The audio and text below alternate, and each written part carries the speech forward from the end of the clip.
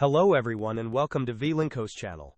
In today's video, I will show you how to fix the Microsoft Visual C++ runtime library error with 2 simple steps. And now let's get started.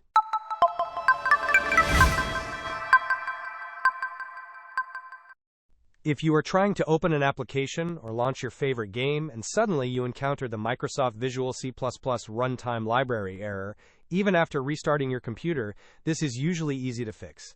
We are going to repair it with just 2 simple steps. First, go to Windows Search and open the Run dialog. In the Run box, type appwiz.cpl. Once you type it, press Enter, and it will open the Programs and Features window. Now look for anything that says Microsoft Visual C++ Redistributable. When you find it, right-click it and choose Change. A small window will pop up with a repair option. Click Repair, allow it to proceed, and it will start fixing the files related to the Microsoft C++ runtime. This process only takes a moment.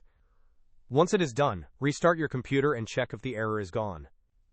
If the issue still does not go away, then the next step is to reinstall the Microsoft Visual C++ Redistributable completely. So for this, open your browser and search for Microsoft Visual C++ Redistributable. Scroll down and click the first official Microsoft link that says Latest Supported Visual C++ Redistributable Downloads.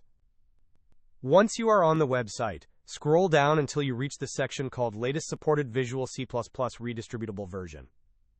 Here you will see download links along with the system bit versions.